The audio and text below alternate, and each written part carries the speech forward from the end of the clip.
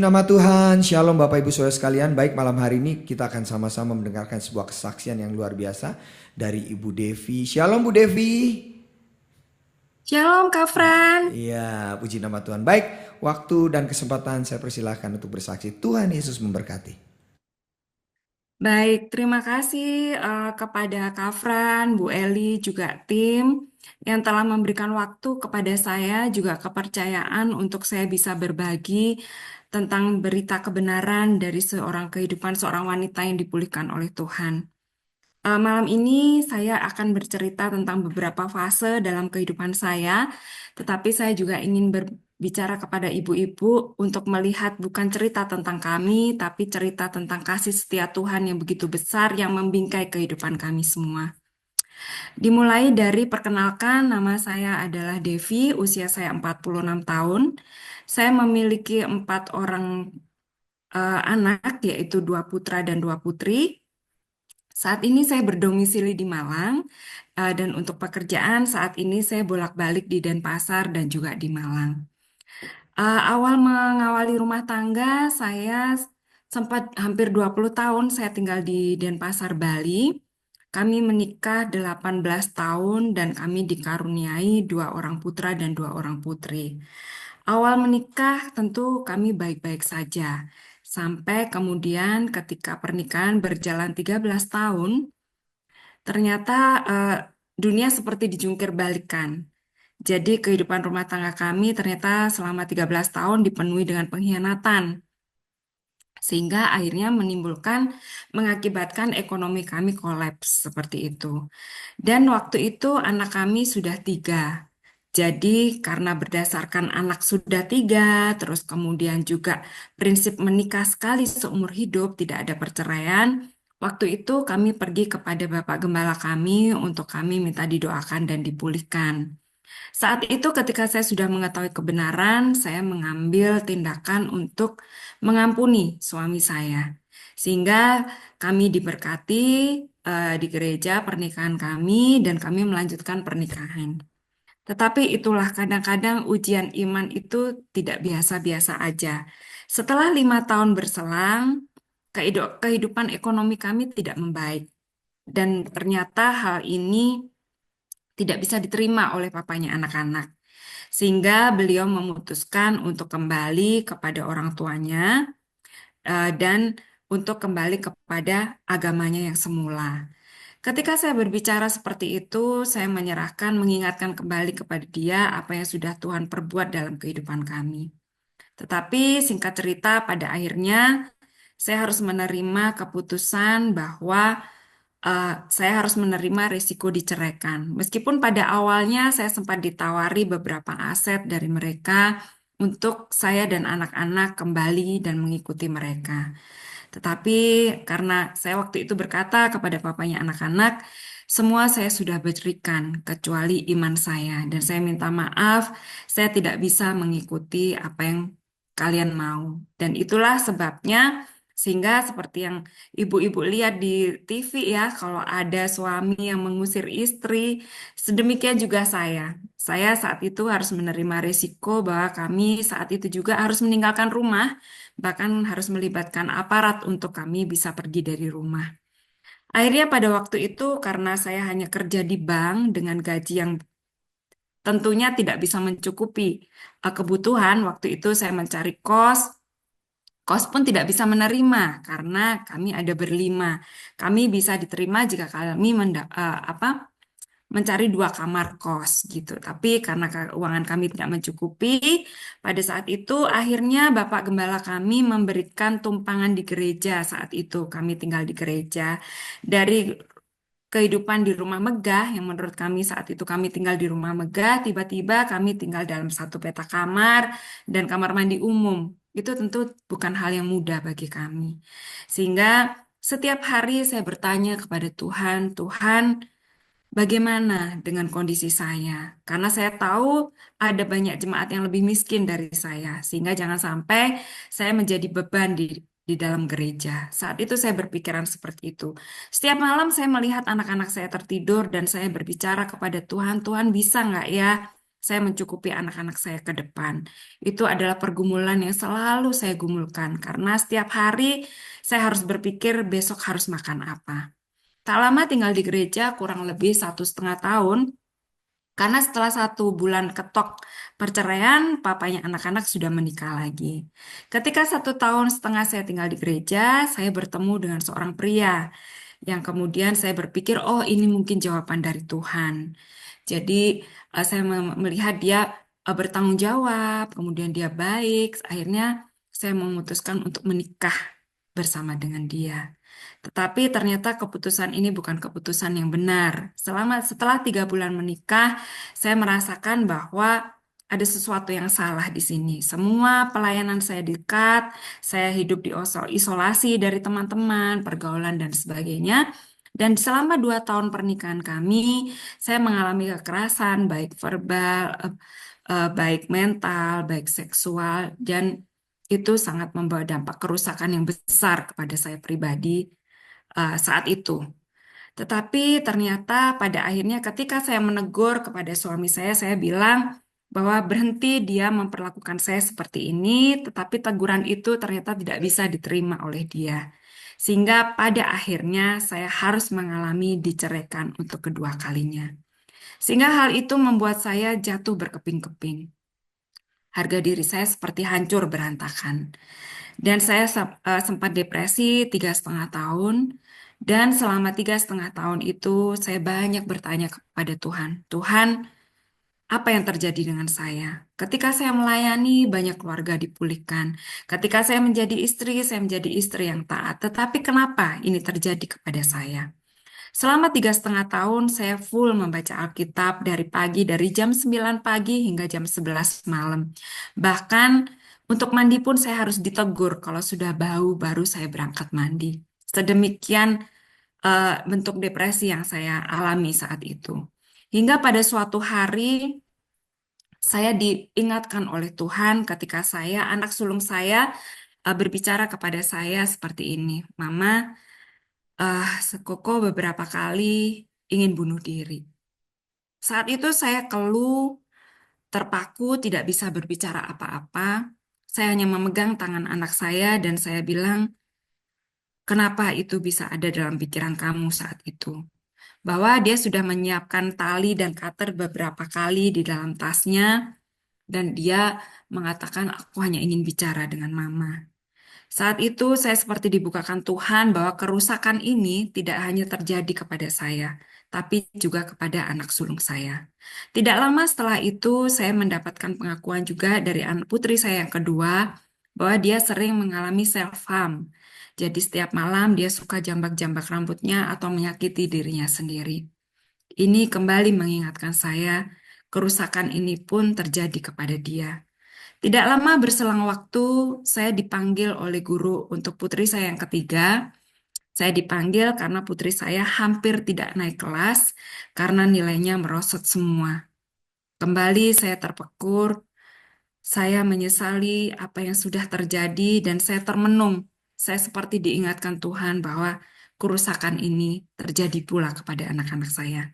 Dan seperti yang ibu-ibu ketahui juga, anak saya yang masih baby saat itu, selama punya ibu 3,5 tahun mengalami depresi, tentu dia mengalami lambat berbicara, kesulitan berbicara.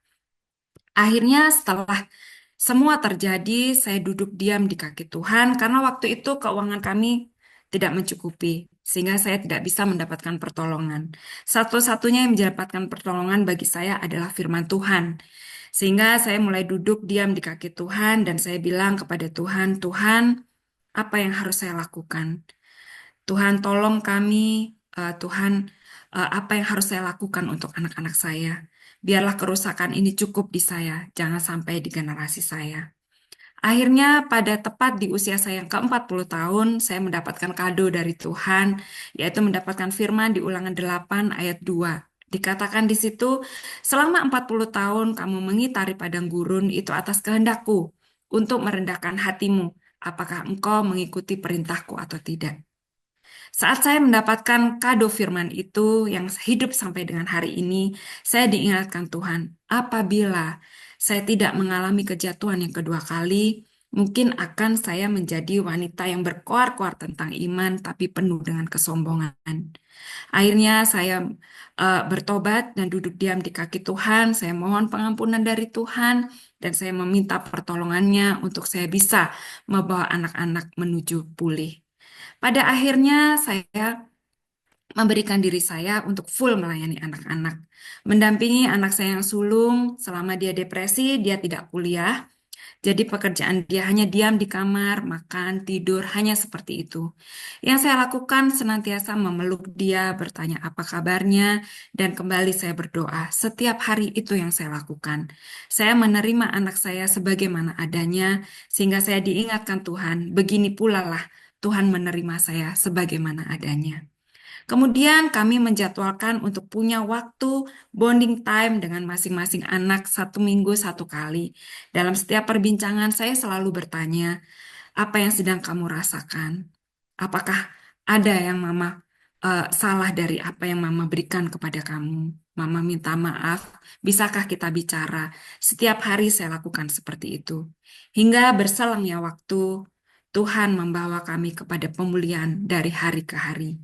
Hingga hari ini, putra saya sudah mengalami pemulihan dan sudah mempunyai harapan untuk mulai mencari masa depan, sehingga dia sekarang sedang mempersiapkan untuk melanjutkan masa depannya. Kemudian putri saya yang kedua, putri saya yang ketiga juga mendapatkan prestasi di sekolahnya dengan nilai yang sangat memuaskan.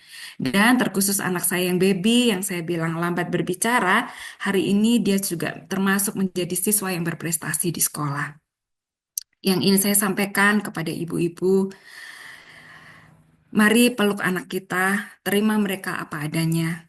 Bukan hanya kita yang bisa mengajari, kadang-kadang anak juga menjadi pengajar yang luar biasa bagi hidup kita. Dan yang terakhir saya sampaikan, senantiasa sampaikan firman Tuhan, kenalkan Bapa sejak dini ke dalam anak-anak kita. Jangan pernah malu untuk mengakui kalau kita salah, sebab segala kesalahan, kegagalan, dan juga cacat celah ketika kita bawa di dalam kasih Tuhan, semuanya Tuhan jadikan indah pada waktunya. Dan terakhir saya ingin berbagi firman dari Mazmur 94 ayat 17 sampai dengan 18, saya bacakan. Jika bukan Tuhan yang menolong aku, nyaris aku diam di tempat sunyi. Ketika aku berpikir kakiku goyang, maka kasih setiamu ya Tuhan menyokong aku. Apabila bertambah banyak pikiran dalam batinku, penghiburanmu menyenangkan jiwaku.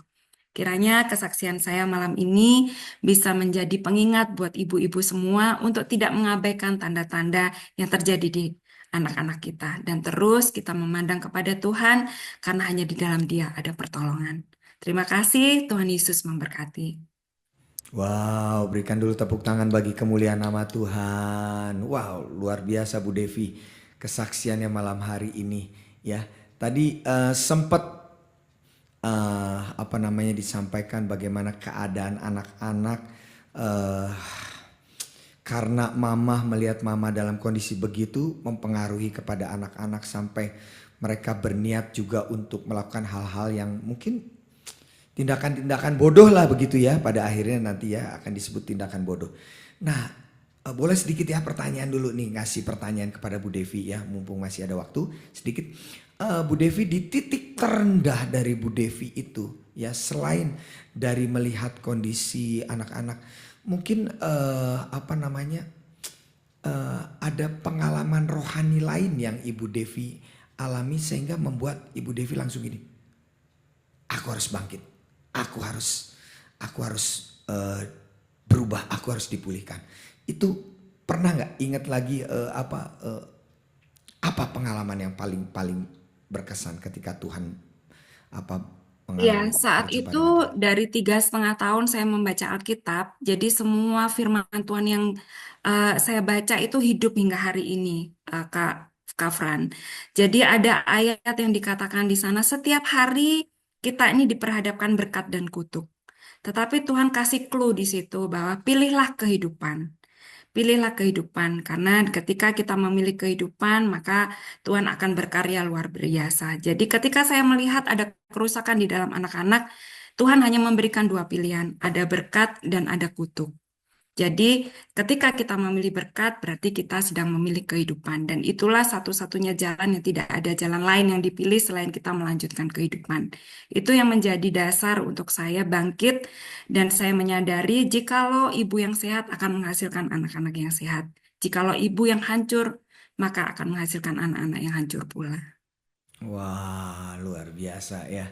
Nah, dan saya mendengar kabar burung ya, gitu. Sekarang Ibu Devi juga sangat ini ya, apa concern dengan ingin menolong mungkin anak-anak atau keluarga yang mengalami hal yang kurang lebih mirip-mirip kejadiannya dengan ibu dengan eh, seperti apa? Ini actionnya kira-kira apa? Apakah seperti yayasan kah atau misalkan sebuah rumah singgah atau apa? Seperti apa?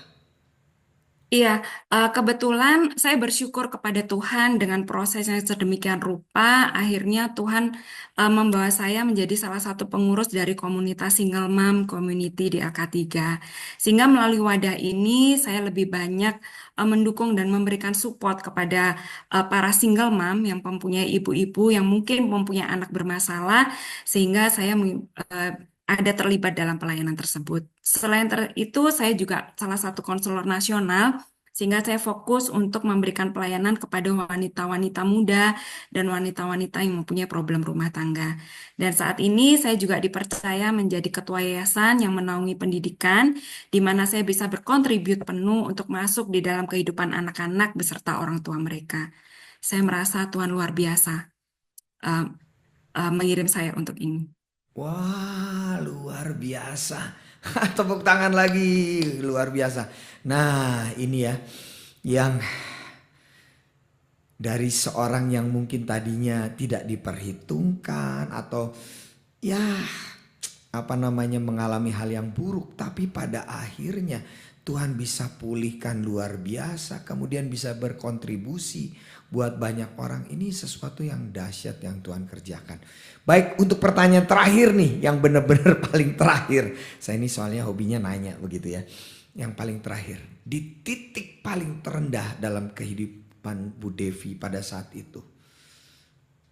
Ada banyak orang mengambil apa namanya jalan untuk mungkin apa namanya mengkonsumsi obat-obatan lah apa segala macam, mungkin kehidupan dunia malam atau apa, pokoknya menyalurkannya ke hal yang semakin negatif, semakin terpuruk. Sempat melakukan atau sempat terfikirkan, bahkan ada yang ingin mengakhiri hidupnya berulang kali, tapi ternyata Tuhan masih tetap kasih kesempatan hidup. Ada cerita-cerita seperti itu. Di titik yang paling terendah, pernah nggak ingin mengambil keputusan yang salah?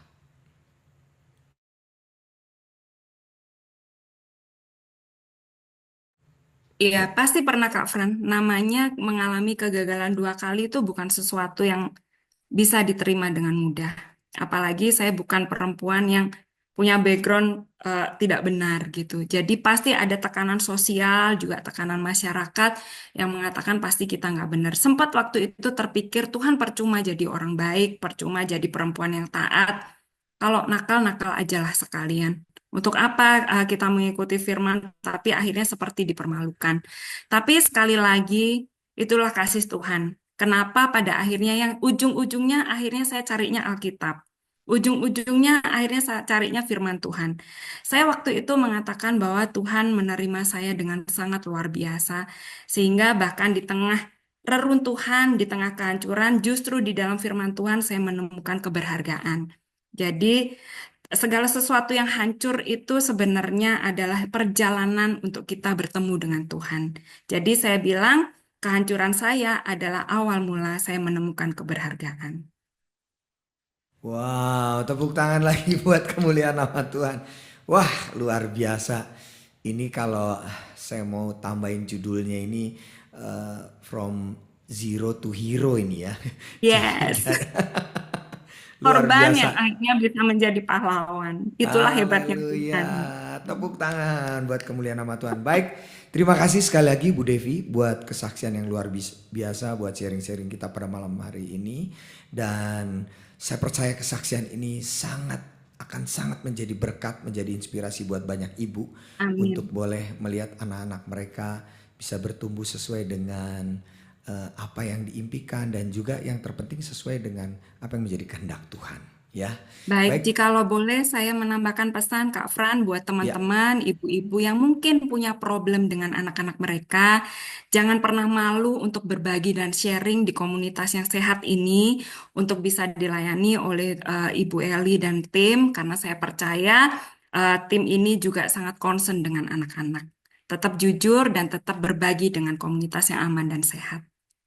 amin. Terima kasih. Baik, terima kasih buat sarannya dan kita PD Victory akan meresponi ini dengan baik. Jadi silakan ya buat Bapak Ibu Saudara sekalian yang membutuhkan